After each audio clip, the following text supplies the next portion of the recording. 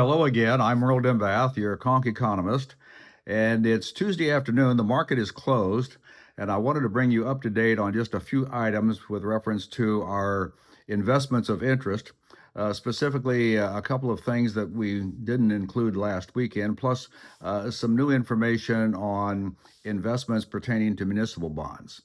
So we'll get right to the tables here, and we'll start with a quick review and some additional insights on some of the ETFs that track the bonds related to different maturities of U.S. securities.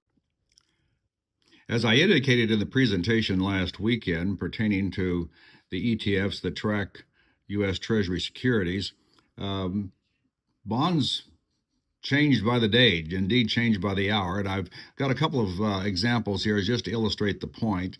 One of the Treasury securities that we had was TLH, which tracks the 10-year.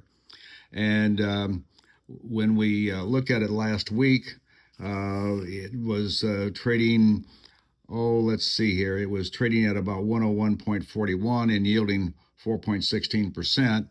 Well, it has gone up a little bit. It's gone up to 102.05, and not surprising, the yield has dropped a little bit to 4.14%. So again, we see this phenomenon repeatedly, that there is an inverse relationship between yield or interest rate pertaining to the ETF and the price of the ETF. Take a look at the TLT, which tracks the 20-year, and it's now at 87.84. And this, of course, is different than it was last time. It was 87.36. So the bond clearly has changed in price here. The TLT ETF has increased from 87.36 to 87.84 as of close today.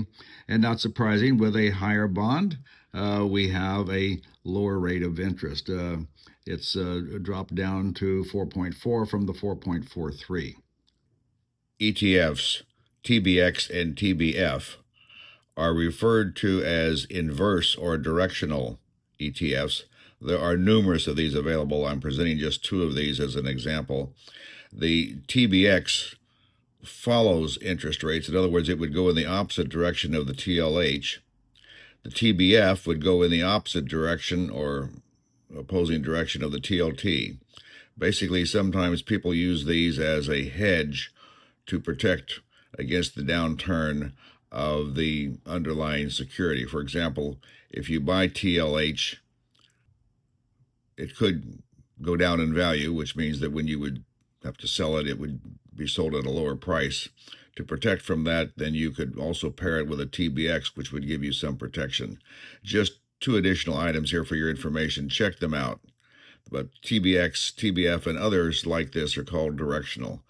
And they do pay an interest rate. For example, the TBX pays a little over 6%. The TBF currently pays about 3.56%. There are also municipal bonds that can be purchased, and there are ETFs that track these bonds. These are bonds that are issued by state and local governments, and they don't have the full faith and credit of the United States, so there is a higher risk with municipal bonds than you would get with Treasury securities. So not surprising, the rates are higher. And let's just take a look at a few of them here. There are many ETFs that present municipal bonds, but I've got four here for your consideration, just to bring you up to date and give you some insight. There's one called PML, that's the symbol. The current price is $7.57, and it yields 6.26%. It's interesting that the ETFs that I'm presenting here, the distributions or the dividends are actually distributed each month. The next one is NEA, $11.53. The yield here is over 7%, 7.08. NDMO, $10.15 per unit, and the yield here is 7.39. And finally, the fourth one for your consideration, NAD, $12.06, and the yield here is 7.35%. Now, please understand, these prices change daily. And as the price changes, of course, the yield can change, and there's the same relationship. And I invite you to track this over a period of time. Take a couple of these and just make a note on a notebook paper and see how the price changes over a period of time and see how the rate changes. There is this inverse relationship between price and yield.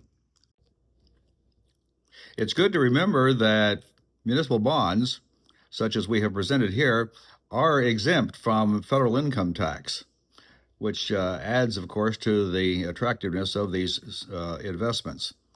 As far as state income tax is concerned, Florida has no state income tax. If your state has an income tax, a personal income tax, then you'll have to check and see what is the situation in your state regarding municipal bonds. But they are exempt from federal income tax, which adds to their appeal. Well, this is Merle DeBath, your conch economist, thanking you for tuning in and looking forward to talking to you this weekend when we'll present a review and analysis of a lot of the data that's being distributed and released this week. Thank you for tuning in. Please subscribe.